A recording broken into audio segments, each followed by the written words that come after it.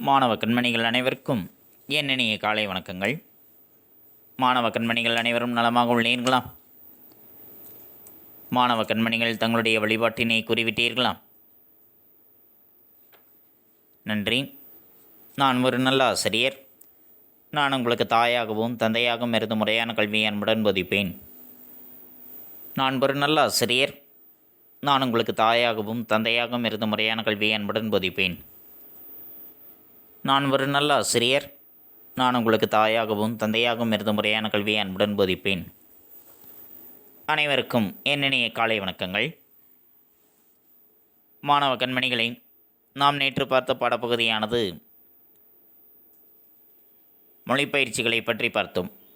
அகராதியில் காண்க, ஒரே சொல்லால் தொடரின் இரு இடங்களை நிரப்புக, ஒரு தொடரில் இரு வினைகளை அமைத்து எழுதுக, காட்சியை கண்டு கவினுற கருத்தளிக்க, நிற்க அதற்கு தக போன்ற பயிற்சிகளை பற்றி நாம் நேற்று பார்த்தோம்.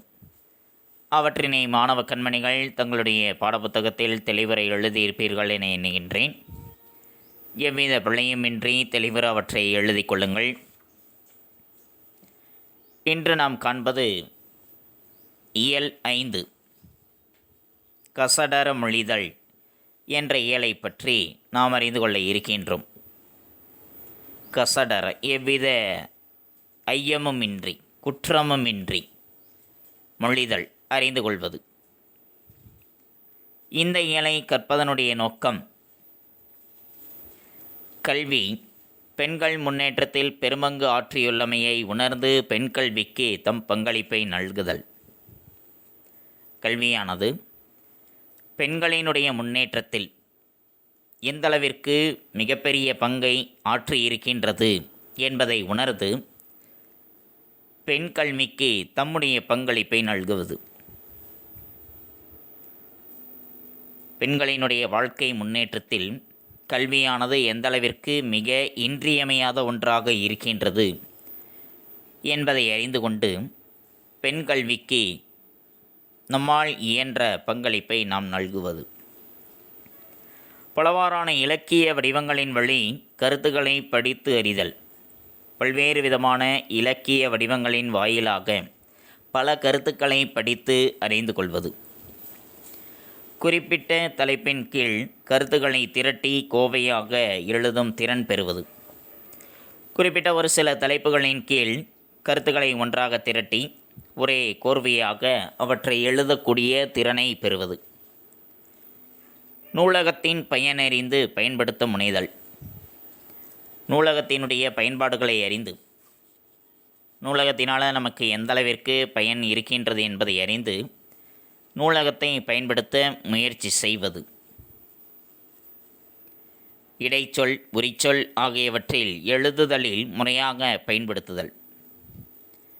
இடைச்சொல் உரிச்சொல் ஆகிய இரண்டையும் எழுதுவதில் முறையாக பயன்படுத்தி அவை எந்த இடத்தில் வரும் என்பதை அறிந்து அவற்றை தகுந்த இடங்களில் பயன்படுத்துவது. இவற்றைத்தான் இந்த இயலின் வாயிலாக நாம் அறிந்து கொள்ள இருக்கின்றோம். பெண்களினுடைய முன்னேற்றத்தில் கல்வி எந்தளவிற்கு இன்றியமையாத ஒன்றாக இருக்கின்றது என்பதை அறிந்து கொள்வது. பல்வேறு விதமான இலக்கிய வடிவங்களின் வழியாக கருத்துக்களை படித்து அறிந்து கொள்வது. குறிப்பிட்ட தலைப்பின் கீழ் கருத்துக்களை திரட்டி ஒரே கோர்வையாக எழுதக்கூடிய திறனை பெறுவது. நூலகத்தினுடைய பயனை அறிந்து அதனை பயன்படுத்த முயற்சி செய்வது. இடைச்சொல் உரிச்சொல் இவற்றை எழுதுதலில் முறையாக பயன்படுத்துவது. இவற்றைத்தான் இந்த இயலின் வாயிலாக நாம் அறிந்து கொள்ள இருக்கின்றோம். பாடப்பகுதிக்குள் செல்லலாமா மாணவர்களே? தங்களுடைய பாடப்புத்தகத்தில் பக்கமே 124 எடுத்துக்கொள்ளுங்கள். எடுத்துக்கொண்டீர்களா? நன்றி. கல்வியில் சிறந்த பெண்கள். கல்வியில் சிறந்த பெண்கள். கையிலுள்ள செல்வத்தை காட்டிலும் நிலைத்த புகழுடைய கல்விதான் ஒருவருக்கு வாழ்வின் இறுதி வரையிலும் கை கொடுக்கிறது. தன்னுடைய கையில் இருக்கக்கூடிய செல்வத்தை காட்டிலும் என்றென்றைக்கும் நிலைத்த புகழை இருக்கக்கூடிய கல்விதான் ஒருவருக்கு வாழ்க்கையினுடைய இறுதி வரைக்கும் கை கொடுக்கும். இப்போ நம்முடைய கையில் செல்வம் இருக்கின்றது, அந்த செல்வமானது நிலைத்திருக்குமா என்று சொன்னால் அது நிலைத்திருப்பது சற்று கடினம்தான். இன்று நம்மிடம் இருக்கின்றது, நாளை வேறொருவரிடம் சென்றுவிடும். அது நிலையானதும் இல்லை. ஆனால் நிலைத்து இருக்கக்கூடிய ஒன்று, நிலைத்த புகழை தரக்கூடிய ஒன்று என்றால் அது கல்விதான். அதுதான் ஒருவரினுடைய வாழ்வினுடைய இறுதி நிலையிலும் கூட அவருக்கு கை கொடுப்பதாக இருக்கும். எத்தகைய இன்னல் ஏற்பட்டாலும் சரி, அவருக்கு கை கொடுக்கக்கூடியது கல்வி மட்டும்தான். கல்வி பெறுவதை பெண்களுக்கு அழகு. சங்க காலத்தில் உயர்ந்திருந்த பெண் கல்வி இடைக்காலத்தில் ஒடுங்கி போனது. கல்வி பெறுவது மட்டும்தான் பெண்களுக்கு அழகான ஒன்று. சங்க காலத்தில் பெண் கல்வியானது உயர்ந்த நிலையில் இருந்தது. பலர் கல்வி கற்று சிறந்திருந்தார்கள்.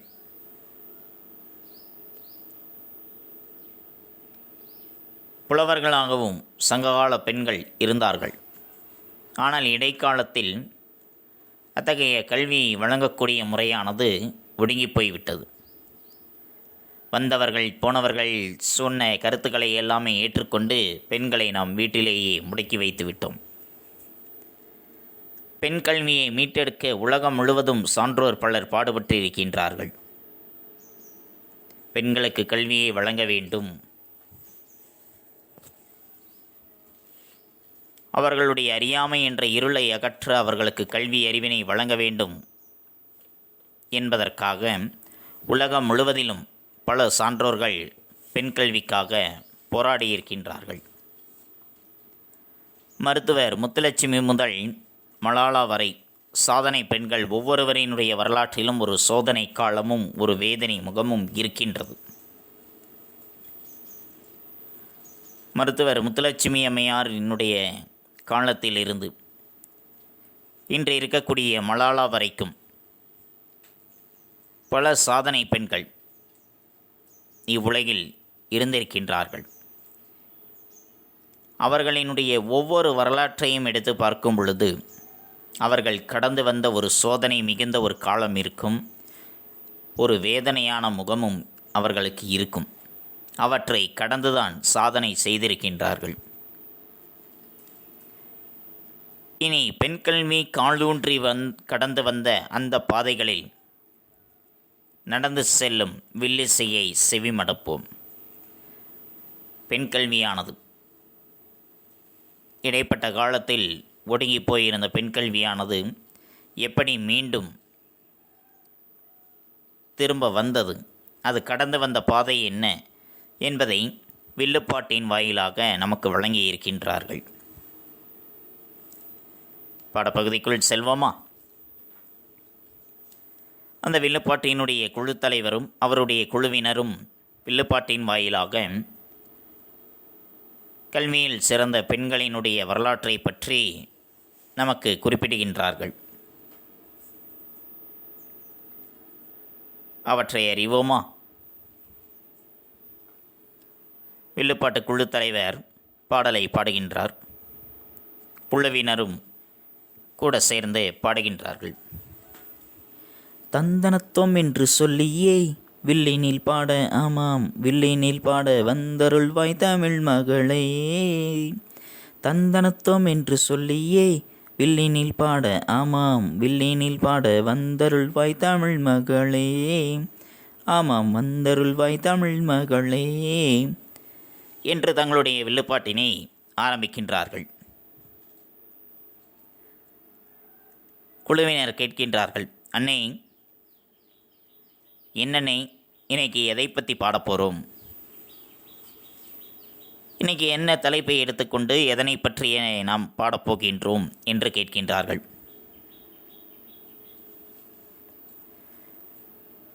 நாடும் தாய்தான், நகரும் நதியும் தாய்தான், மொழியும் தாய்தான், சுழலும் புவியும் தாய்தான்.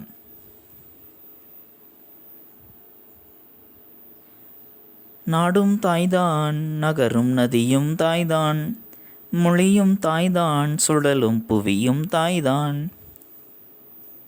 நாடும் தாய்தான், தாய்நாடு என்று தான் நாம் சொல்கின்றோம். அதே போன்று நகர்ந்து செல்கின்ற நதிகள், எல்லா நதிகளுக்கும் பெண்களினுடைய பெயரைத்தான் வைத்திருக்கின்றோம். காவிரி, கோதாவரி, கங்கை, வைகை என்று எல்லா நதிகளுக்கும் பெண்களினுடைய பெயரைத்தான் நாம் சூட்டியிருக்கின்றோம். மொழியும் தாய்தான், நம்முடைய மொழியும் கூட தாய்தான். தாய்மொழி என்று தான் நாம் சொல்கின்றோம். அன்னை தமிழ் என்று தான் வழங்குகின்றோம். அதே போன்று சுழலுகின்ற பூமியும் தாய்தான். பூமி தாய், பாரத மாதா என்று நாம் சொல்கின்றோம். எல்லாமே தாய்தான். அப்போ என்ன? நாடும் தாய்தான், பெண்கள்தான். நதிகளுக்கும் பெண்களினுடைய பெயர். மொழியும் நம்முடைய தாய்மொழி, பெண்தான். பூமியும் பாரத மாதாவும் தாய்தான், பெண்தான். இதனைத்தான் அவர் சொல்கின்றார்.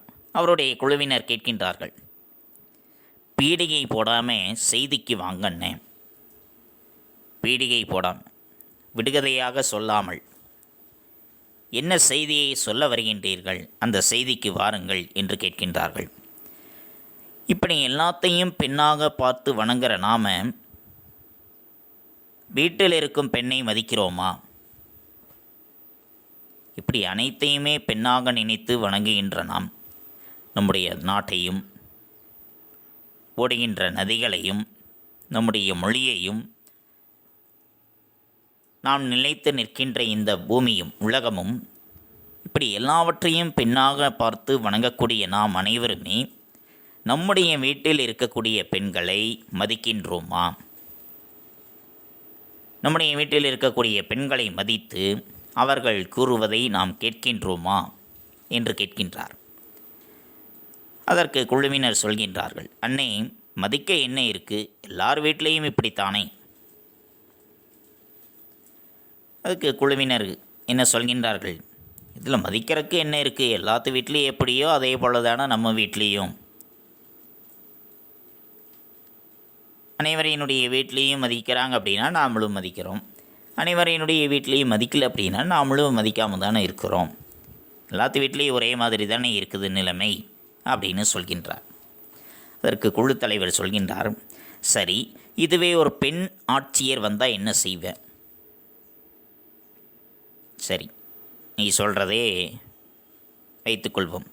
அதே சமயத்தில் ஒரு பெண் ஆட்சியாளர் வந்தார் என்றால், ஒரு பெண் ஆட்சியாளர் வந்தார் அப்படின்னா நீ என்ன செய்வாய்? இந்த மாவட்டத்தை ஆட்சி செய்யக்கூடிய ஆட்சியாளர் வருகின்றார் என்றால் என்ன செய்வாய்? உடனே குழுவினர், என்னென்ன கேள்வி இது, உடனே எழுந்து வணக்கம் சொல்வேன். இது என்ன கேள்வி, வந்தாங்க அப்படின்னா உடனே எதிர்த்து நின்று வணக்கங்க அப்படின்னு வணக்கம் சொல்லுவேன் அப்படின்னு சொல்கின்றார். உடனே அதற்கு குழு தலைவர் சொல்கின்றார், அப்போது ஒரு பெண் படித்து பெரிய பதவிக்கு வரும்போது தானா மரியாதை வருதில்ல, வருதா இல்லையா? வருது. அதுதான் இன்றைக்கி பெண் கல்வியினுடைய அவசியம் பற்றியும் கல்வியில் சிறந்த பெண்களை பற்றியும் பாடப்போகிறோம். ஒரு பெண் சாதாரண பெண்ணாக இருக்கும் பொழுது அவருக்கு எந்த விதமான மரியாதையும் கிடைப்பது இல்லை. அதுவே படித்து ஒரு பெரிய பதவியில் இருக்கிறாங்க அப்படின்னா, ஒரு மாவட்ட ஆட்சியராக, ஒரு காவல்துறை அதிகாரியாக, ஒரு ஆசிரியையாக, ஒரு மருத்துவராக, இப்படி பல துறைகளில் ஒரு பெரிய பதவியில் அவங்கள் வகிக்கின்றார்கள் என்றால், அப்பொழுது தானாக அவர்களுக்கு மரியாதை என்பது சேர்ந்து விடுகின்றதல்லவா? வருகின்றதா இல்லையா? வருகின்றது. அதனை பற்றித்தான், பெண் கல்வியினுடைய அவசியத்தை பற்றித்தான் இன்று நாம் பார்க்கப் போகின்றோம். ஏன் பெண்களுக்கு கல்வி அவசியம் என்பதை பற்றியும், கல்வியில் சிறந்திருக்கக்கூடிய பெண்களை பற்றியும் நாம் இன்றைய பாடத்தில் நாம் அதனை பற்றி வில்லுப்பாட்டாக பாடப்போகின்றோம் என்று சொல்கின்றார். படிக்க வேண்டும் பெண்ணே, அப்பத்தான் பார் முழுதும் போற்றிடும் கண்ணே. படிக்க வேண்டும் பெண்ணே, அப்பத்தான் பார் முழுதும் போற்றிடும் கண்ணே.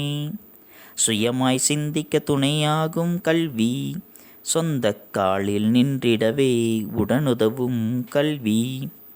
படிக்க வேண்டும் பெண்ணே, அப்பத்தான் பார் முழுதும் போற்றிடும் கண்ணே. சுயமாக சிந்திக்க துணையாகும் கல்வி, சொந்த காலில் நின்றிடவே உடனுதவும் கல்வி. படிக்க வேண்டும் பெண்ணே, படிக்க வேண்டும் பெண்ணே, படிக்க வேண்டும் பெண்ணே, பெண்களே படியுங்கள். அப்பொழுதுதான் பார் முழுதும், இந்த உலகம் முழுவதும் உங்களை போற்றிடுவார்கள். இந்த உலகம் முழுவதுமே உங்களை போற்றிடுவார்கள். நீங்கள் சுயமாக சிந்திப்பதற்கு உங்களுக்கு துணையாக இருக்கக்கூடியது கல்வி மட்டும்தான். அது மட்டுமல்ல, உங்களுடைய சொந்த காலில் நின்றிடுவதற்கு, உங்களுடைய சுய முயற்சியில் நீங்கள் வாழ்வதற்கு உதவக்கூடியது நீங்கள் கற்கக்கூடிய அந்த கல்விதான். ஆதலால் நீங்கள் கட்டாயம் படிக்க வேண்டும். புரிந்ததா மாணவர்களே? நன்றி. குழுவினர் அவர் கூறுவதை கேட்டு, ஆமாம், பார் முழுதும் போற்றிடும் கண்ணே, படித்தால்தான் இந்த உலகம் முழுவதும் உங்களை போற்றிடுவார்கள் என்று சொல்கின்றார்கள். ஆமாண்ணே, எனக்கு ஒரு சின்ன ஐயம். அந்த காலத்தில் எந்த பெண்ணை படிக்க வச்சாங்க? அப்பெல்லாம் நாடு நல்லா இல்லையானே என்று கேட்கின்றான். எனக்கு ஒரு சின்ன சந்தேகம். அந்த காலத்தில் எந்த பெண்ணை படிக்க வைத்தார்கள்? அந்த காலகட்டத்தில் பெண்களை இதே போன்று படிக்க வைத்தார்களா? அப்பொழுது நம்முடைய நாடு நல்லா இல்லையா? நல்ல பொருளாதாரத்தில் வசதி வாய்ப்புகளில் மேம்பட்டதாக இருந்ததா இல்லையா அப்படின்னு அவருக்கு ஒரு சிறு சந்தேகம். அதனை கேட்கின்றார். அதற்கு குழு தலைவர் சொல்கின்றார், தம்பி, உனக்கு விவரம் பத்தாது, நான் சொல்கிறேன், பாட்டா சொல்கிறேன், கேட்டுக்கோ. கற்காலம் முதலே கனிந்திருந்த தமிழின் பொற்காலம் எனவே புகழப்படும் காலம் எக்காலம், அது எக்காலம். கற்காலம் முதலே கனிந்திருந்த தமிழின் பொற்காலம் எனவே புகழப்படும் காலம் எக்காலம், அது எக்காலம். பாட்டும் தொகையும் உருவான காலம், ஊட்டும் தமிழ் உணர்வு உயர்ந்திருந்த காலம் சங்ககாலம், அது சங்ககாலம். பாட்டும் தொகையும் உருவான காலம், ஊட்டும் தமிழ் உணர்வு உயர்ந்திருந்த காலம் சங்ககாலம், அது சங்ககாலம். அவ்வையும் குயத்தியும் வெறிபாடிய கன்னியும் கொவ்வை தமிழை கொண்டு பாடிய மாசாத்தியும் செழித்திருந்த காலம், புகழ் வளர்த்திருந்த காலம். அவ்வையும் குயத்தியும் வெறிபாடிய கன்னியும் கொவ்வை தமிழை கொண்டு பாடிய மாசாத்தியும் செழித்திருந்த காலம், புகழ் வளர்த்திருந்த காலம். கற்காலம் முதலே கனிந்திருந்த தமிழின் பொற்காலம் எனவே புகழப்படும் காலம் எக்காலம், அது எக்காலம். பாட்டும் தொகையும் உருவான காலம், ஊட்டும் தமிழுணர்வு உயர்ந்திருந்த காலம் சங்ககாலம், அது சங்ககாலம். அவ்வையும் குயத்தையும் வெறிபாடி கன்னியும் கொவ்வை தமிழை கொண்டு பாடிய மசாத்தியும் செழித்திருந்த காலம், புகழ் வளர்த்திருந்த காலம். கற்காலம் முதலை ஆரம்ப காலகட்டத்தில் இருந்தே கனிந்திருக்கக்கூடிய தமிழினுடைய பொற்காலம், பொன்னான காலம் என்று அனைவராலும் போற்றி புகழப்படக்கூடிய காலம் எது? அது எத்தகைய காலம் என்று கேட்கின்றார். பாட்டும் தொகையும் உருவான காலம். பாட்டும் தொகையும் 10 பாட்டும் 8 தொகையும் உருவான காலம். ஊட்டுகின்ற தமிழுணர்வானது உயர்ந்திருந்த காலம் என்று போற்றப்படக்கூடிய காலம் என்றால் அது சங்க காலம். அந்த சங்க காலத்தில்தான் ஔவையாரும் வெண்ணி குயத்தியாரும் வெறிபாடிய கன்னியும் கொவ்மை தமிழை கொண்டு பாடிய ஒக்கூர் மாசாத்தியாரும் செழித்திருந்த காலம், அவர்களுடைய புகழானது வளர்ந்திருந்த காலம். ஔவையார், வெண்ணி குயத்தியார், வெறிபாடிய கன்னியார், ஒக்கூர் மாசாத்தியார் இதுபோன்ற பெண்பார் புலவர்கள் செழித்திருந்த காலம், அவர்களுடைய புகழானது வளர்ந்திருந்த காலம். அது எத்தகைய காலம் என்றால் சங்க காலம் என்பது. குழுவினர் கேட்கின்றார்கள், ஓஹோ, சங்க காலத்தில் பின்பார் புலவர்கள் பலர் இருந்ததா சொல்கிறீங்களான்னா? மேலே சொல்லுங்க, நானும் தெரிஞ்சுக்கணும், நம்ம மக்களும் தெரிஞ்சு நடந்துக்கிட்டும். ஓ, அப்போ சங்க காலத்திலேயே பெண்பார் புலவர்கள் பலர் இருந்திருக்கின்றார்கள் என்று நீங்கள் சொல்கின்றீர்களாம். 10 பாட்டும் 8 தொகையும் தோன்றியிருக்கக்கூடிய அந்த சங்க காலத்திலேயே பல பெண்கள் கல்வி கற்று புலவர்களாக சிறந்து விளங்கி இருக்கின்றார்கள் என்பதை நீங்கள் கூறுகின்றீர்களாம் என்று கேட்கின்றார். இன்னும் வேறு தகவல்கள் இருந்தால் சொல்லுங்கள், அதை நானும் தெரிந்து கொள்ள வேண்டும், நம்முடைய மக்களும் அதனை தெரிந்து நடந்து கொள்ளட்டும் என்று சொல்கின்றார்.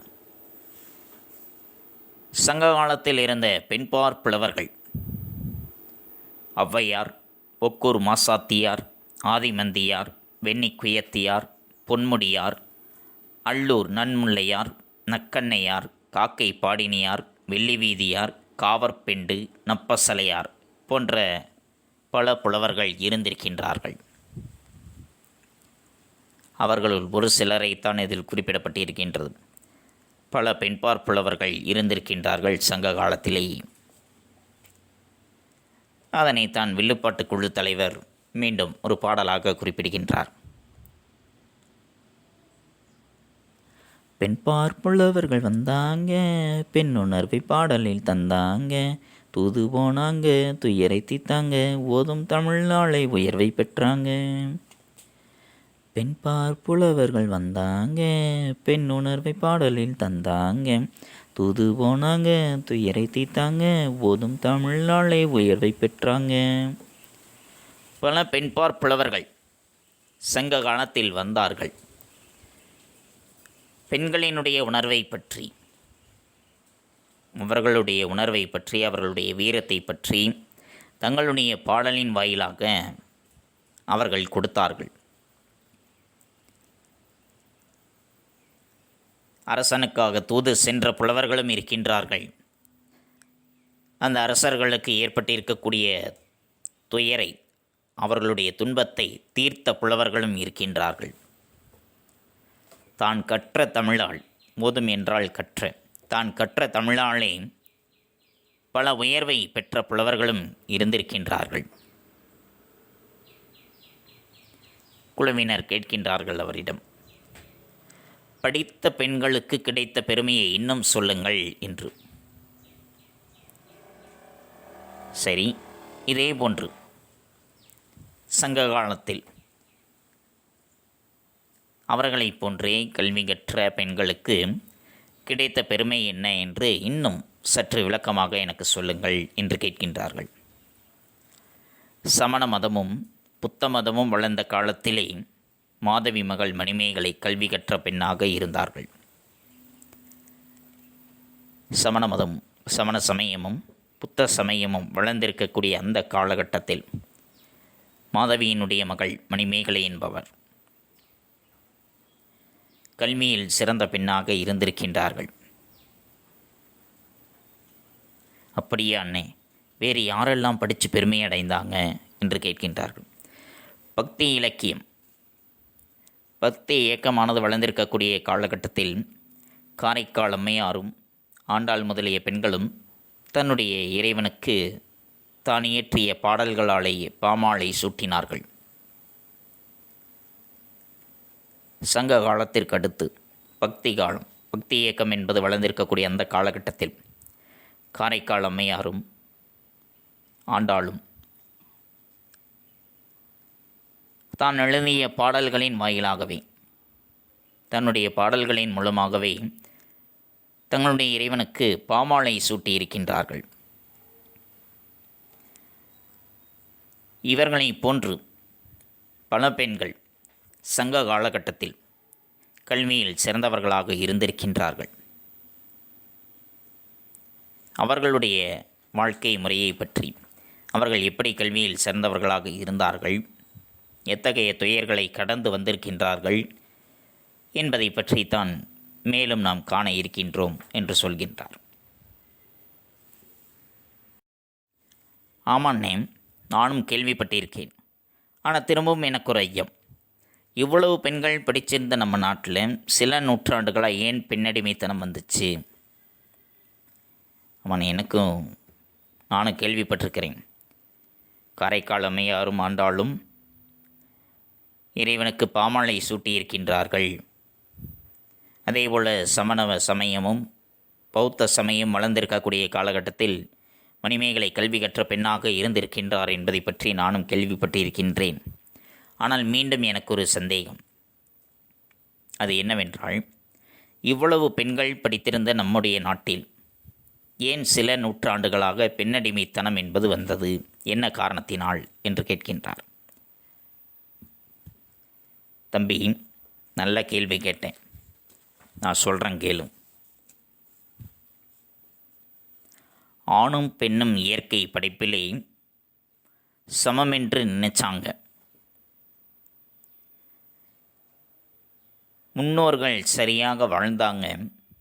இடையில் குடிபுகுந்த மூட பழக்கங்களால் பெண்களை தாழ்த்தினாங்க. சமத்துவத்தை அடியோடு வீழ்த்தினாங்க. கடவுளினுடைய படைப்பில், இறைவனினுடைய படைப்பில் ஆணும் பெண்ணும் சரிசமம்.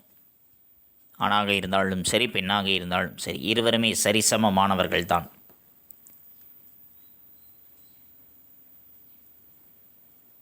என்று சங்க காலகட்டத்தில் நினைத்தார்கள்.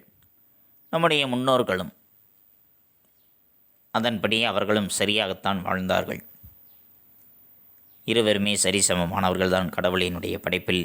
இதில் உயர்ந்தவர் தாழ்ந்தவர் என்ற பாகுபாடு கிடையாது என்று சரியாகத்தான் வாழ்ந்தார்கள். ஆனால் இடைப்பட்ட காலத்தில் நமக்குள் குடிபுகுந்த ஒரு சில மூட பழக்கங்களால் பெண்களை தாழ்த்தினார்கள், பெண்களை அடிமைப்படுத்தினார்கள். சமத்துவம் என்பதை அடியோடு வீழ்த்தி விட்டார்கள். இருவருமே சரிசமமானவர்கள் என்று இருந்த அந்த நிலையை அடியோடு தலைகீழாக மாற்றிவிட்டார்கள்.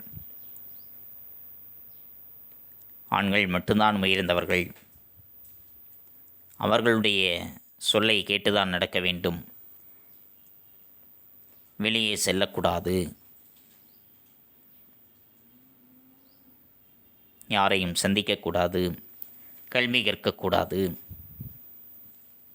அடுப்பங்கரையிலேயே தான் இருக்க வேண்டும் என்று கூறி அவர்களை அடியோடு அடிமைப்படுத்திவிட்டார்கள். மீண்டும் குழுவினர் கேட்கின்றார்கள், அது சரின்னு, இன்று பெண்கள் நல்லா படித்து உயர்ந்த பதவியெல்லாம் பெற்று நாட்டையே ஆளறாங்க, இந்த நிலை எப்படின்னு வந்தது? அது சரிதான், பெண்களை அடிமைப்படுத்தினார்கள், சமத்துவம் என்பதை மறந்துவிட்டார்கள். சரி, ஆனால் இன்று பெண்கள் அனைவரும் நன்றாக கல்வியை கற்று பல உயர்ந்த பதவிகளில் இருக்கின்றார்கள், பல நிறுவனங்களில் உயர் பதவிகளில் இருக்கின்றார்கள், நம்முடைய நாட்டையே ஆளக்கூடிய தகுதியையும் பெற்று இருக்கின்றார்கள். இப்படி பல படிநிலைகளை கடந்து வந்திருக்கின்றார்கள். இந்த நிலை எப்படி வந்தது என்று கேட்கின்றார்கள். அது ஒரு நூற்றாண்டு கால வரலாறு தம்பி. இந்த நிலையை அடைய அவங்க பட்டபாடு சொல்லி முடியாது. அது ஒரு நூற்றாண்டு கால வரலாறு. இந்த நிலையை அவர்கள் அடைவதற்கு 100 ஆண்டுகளுக்கு மேலாகிவிட்டது. இந்த நிலையை அடைவதற்காக அவர்கள் பட்ட துயரங்கள், அவற்றை வார்த்தையால் சொல்லிவிட முடியாது என்று சொல்கின்றார். அதைத்தான் கேட்கின்றேன் அண்ணே, சற்று விரிவாகச் சொல்லுங்கள் என்று. அடுப்போதும் பெண்ணுக்கு படிப்பதற்கு என்று ஆணவமாக கேட்டவங்க மத்தியிலே, மத்தியிலே. அடுப்போதும் பெண்ணுக்கு படிப்பதற்கு என்று ஆணவமாக கேட்ட மத்தியிலே, மத்தியிலே. அடுப்போதும் பெண்களுக்கு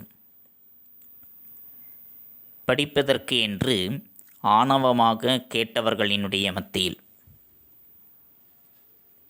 சமையல் செய்யக்கூடிய பெண்களுக்கு படிப்பு எதற்காக என்று ஆணவமாக கேட்டவர்களினுடைய நடுவில் தமிழகத்தின் முதல் பெண் மருத்துவராய் சாதனை படைத்தார்கள் முத்துலட்சுமி அம்மையார். தமிழகத்தினுடைய முதல் பெண் மருத்துவராக சாதனை படைத்தார். ஜூலை மாதம் 30ஆம் தேதி 1886ஆம் ஆண்டு பிறந்தவர்தான் முத்துலட்சுமி அம்மையார். தமிழகத்தினுடைய முதல் பெண் மருத்துவராக தன்னுடைய மருத்துவ படிப்பை படித்து முடித்தார். இந்திய பெண்கள் சங்கத்தின் முதல் தலைவர், சென்னை மாநகராட்சியின் முதல் துணை மேயர், சட்ட மேலவைக்கு தேர்ந்தெடுக்கப்பட்ட முதல் பெண்மணி, தேவதாசி முறை ஒழிப்பு சட்டம், இருதார தடை சட்டம், பெண்களுக்கு சொத்துரிமை வழங்கும் சட்டம், குழந்தை திருமண தடை சட்டம் ஆகியவை நிறைவேறுவதற்கு காரணமாக இருந்தவர். தேவதாசி முறை என்பது சங்க காலகட்டத்தில் இருந்தது. அவற்றை ஒழிக்க வேண்டும் என்று அதற்காக பாடுபட்டவர். இருதார தடை சட்டம், 2 திருமணங்கள் செய்வது, ஒரு ஆண் 2 பெண்களை திருமணம் செய்து கொள்ளலாம் என்ற முறை இருந்தது. அந்த முறையானது இருக்கக்கூடாது என்று அதற்கு தடை சட்டம் விதித்தவரும். பெண்களுக்கு சொத்துரிமை வழங்க வேண்டும். ஒரு தந்தைக்கு 2 குழந்தைகள், ஒரு ஆண் ஒரு பெண் இருக்கின்றார்கள் என்றால் ஆணுக்கு மட்டும்தான் தந்தையினுடைய சொத்துக்கள் செல்லும். பெண்களுக்கு திருமணம் முடிந்துவிட்டது என்றால் அவ்வளவுதான், அவருக்கு எவ்விதமான சொத்துக்களும் சென்று சேராது என்ற முறை இருந்தது. அவற்றை எதிர்த்து பெண்களுக்கு சொத்துரிமை வழங்க வேண்டும் என்பதற்கான சட்டத்தை கொண்டு வருவதற்கும் குழந்தை திருமண தடை சட்டம், இளம் வயதிலேயே குழந்தை திருமணம் செய்வது, அதனை தடுத்து நிறுத்த வேண்டும் என்பதற்காகவும் போராட்டம் செய்து இந்த சட்டங்கள் அனைத்தும் நிறைவேறுவதற்கு காரணமாக இருந்தவர்தான் முத்துலட்சுமி அம்மையார். சென்னை இடையாற்றில் 1930இல் அவ்வை இல்லமும் 1952இல் புற்றுநோய் மருத்துவமனையும் நிறுவியவர்தான் இவர். இன்று சென்னையில் அடையாற்றில் இயங்கக்கூடிய அடையாறு புற்றுநோய் மருத்துவமனை உலகம் முழுவதிலும் புகழ் பெற்றதாக இருக்கின்றது. அந்த மருத்துவமனை நிறுவுவதற்கு காரணமாக இருந்தவரும் மருத்துவர் முத்துலட்சுமி அம்மையார். இவருடைய சேவையை பாராட்டி இந்திய அரசானது 1956ஆம் ஆண்டு பத்மபூஷன் என்ற விருதினை வழங்கி சிறப்பித்தது. எப்பொழுது 1956இல் 1886ஆம் ஆண்டு பிறந்தவர். பெண்களுக்கு கல்வி என்பது மறுக்கப்பட வேண்டும் என்று இருந்த அந்த சூழலில் அந்த முறையை எதிர்த்து பள்ளிக்கு சென்று கல்வியை கற்று மருத்துவ படிப்பினை கற்று தமிழகத்தினுடைய முதல் பெண் மருத்துவராக தேர்ந்தெடுக்கப்பட்டவர்.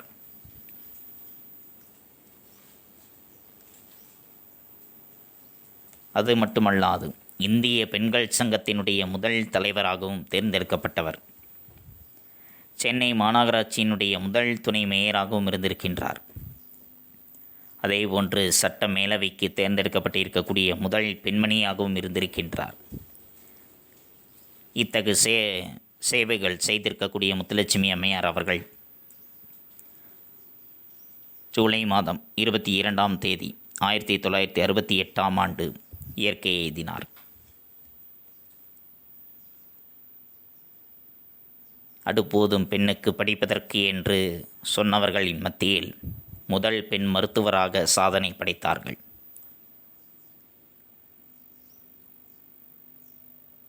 அப்படி இருந்த சூழலில் கூட படித்து சாதனை படைத்திருக்கின்றார்.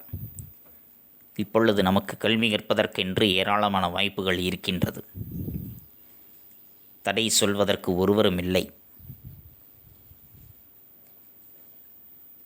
அவ்வாறு இருக்கும் பொழுது ஏன் நம்மாலும் அவர்களைப் போன்று கல்வியில் சிறந்தவர்களாக சாதனை படிக்க முடியாதா? முடியும். முயன்றால் நம்மாலும் முடியும். முயல்வோம், வெற்றி பெறுவோம். நன்றி. மாணவ கண்மணிகளே, அடுத்து நாம் காண்பது வீட்டுப்பாடம். சாரதா சட்டம் எதற்காக இயற்றப்பட்டது? பெண்களின் முன்னேற்றத்திற்கு தடையாய் இருப்பது குழந்தை திருமணம். எனவே அதை தடுக்க 1929ஆம் ஆண்டு செப்டம்பர் 28ஆம் நாள் சாரதா சட்டம் இயற்றப்பட்டது. சங்ககால பெண்பார் புலவர்களின் பெயர்களை எழுதுக. ஔவையார், ஒக்கூர் மாசாத்தியார், ஆதிமந்தியார், வெண்ணிக்குயத்தியார், பொன்முடியார், அல்லூர் நன்முல்லையார், நக்கண்ணையார், காக்கை பாடினியார், வெள்ளிவீதியார், காவற்பெண்டு, நப்பசலையார் ஆகியோராவர். இந்த 2 வினாக்கள் தான் வீட்டுப்பாடம். இந்த 2 வினாக்களையும் ஒருமுறை எழுதி பலமுறை படித்துக் கொள்ளுங்கள். தெளிவுரை எழுதுங்கள். தங்களுடைய கையெழுத்து பயிற்சியும் சற்று மேம்படுத்திக் கொள்ளுங்கள். நன்றி. மாணவ கண்மணிகளே, இதுகாரும் நாம் கண்டறிந்தது கல்வியில் சிறந்த பெண்கள் என்பதில் முதல் பகுதியை பற்றி பார்த்தோம். கையில் இருக்கக்கூடிய செல்வத்தை காட்டிலும் நிலைத்த புகழை நமக்கு தருவது கல்விதான். அத்தகைய கல்வியை பெறுவது பெண்களுக்கு அழகு. மருத்துவர் முத்துலட்சுமி முதல் மலாலா வரை பல சாதனை பெண்களினுடைய வரலாற்றில் ஒரு சோதனை காலமும் ஒரு வேதனை முகமும் இருக்கின்றது. அதனை வில்லுப்பாட்டின் வாயிலாக அறிந்தோம்.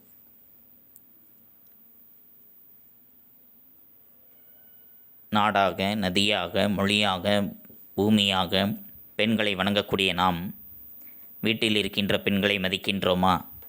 இல்லை. அதுவே ஒரு பெண் ஆட்சியர் வந்தால் மரியாதை செய்வோம். ஏனென்றால் அவர் படித்திருக்கின்றார். அப்பொழுது ஒரு பெண் படித்து பெரிய பதவியில் வரும் பொழுது தானாக மரியாதை என்பது வருகின்றதல்லவா? அதனால்தான் பெண் கல்வியினுடைய முக்கியத்துவத்தை பற்றி குறிப்பிட்டிருக்கின்றார்கள். சங்க காலத்தில் பல பெண்பார் புலவர்கள் இருந்திருக்கின்றார்கள். தமிழை வளர்த்திருக்கின்றார்கள். அவர்களுடைய புகழும் வளர்ந்திருக்கின்றது.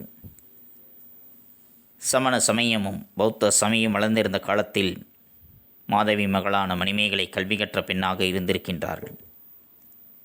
பக்தி இயக்கம் வளர்ந்த காலத்தில் காரைக்கால் அம்மையாரும் ஆண்டாளும் இறைவனுக்கு பாமாலை சூட்டியிருக்கின்றார்கள்.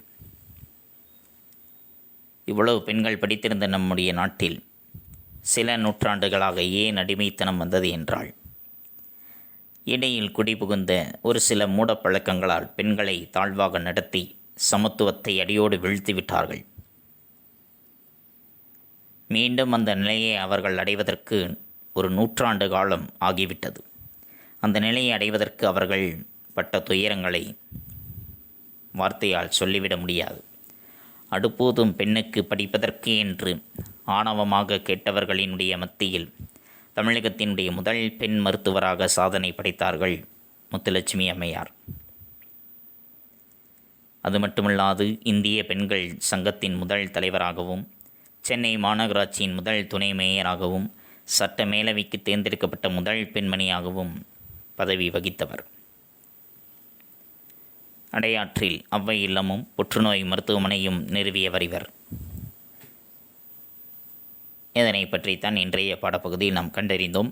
மாணவ கண்மணிகளுக்கு நன்கு புரிந்திருக்கும் என எண்ணுகின்றேன். அடுத்து நாம் காண்பது பாடப்புத்தகம் படித்தல். பாடப்புத்தகம் படித்தல் பக்கம் எண் 124 மற்றும் 125. பக்கம் எண் 124 கல்வியில் சிறந்த பெண்கள் என்பதில் ஆரம்பித்து பக்கம் எண் 125 குழு தலைவர் தம்பி நல்ல கேள்வி கேட்டேன் சொல்கிறேன் கேளு என்பது வரைக்கும் மாணவ கண்மணிகள் பாடப்புத்தகம் படித்தலாக எடுத்துக்கொண்டு எழுந்து நின்று உறக்கப் படியுங்கள். தங்களுடைய படித்தல் பயிற்சியினை சற்று மேம்படுத்திக் கொள்ளுங்கள். அடுத்து நாம் காண்பது வீட்டுப்பாடம். வீட்டுப்பாடம் பக்கம் எண் 145. பக்கம் எண் 145 குருவினா. 4வது குருவினா, சாரதா சட்டம் எதற்காக இயற்றப்பட்டது என்ற குருவினாவும், முதல் சிறுவினா, சங்ககால பெண்பார் புலவர்களின் பெயர்களை எழுதுக என்ற சிறுவினாவும். இந்த 2 வினாக்கள் தான் வீட்டுப்பாடம். இந்த 2 வினாக்களையும் ஒரு முறை எழுதி பலமுறை படித்துக் கொள்ளுங்கள். அந்த வினாக்களுக்குரிய விடையை பற்றி நாம் முந்தைய பகுதியில் கண்டறிந்தோம். அவற்றை தெளிவுற தங்களுடைய வீட்டுப்பாட ஏட்டில் எழுதுங்கள், தெளிவுற படியுங்கள். தங்களுடைய படித்தல் பயிற்சியையும் தங்களுடைய கையெழுத்து பயிற்சியும் சற்று மேம்படுத்திக் கொள்ளுங்கள். மீண்டும் அடுத்த பாட வேளையில் சந்திப்போம். நன்றி, வணக்கம்.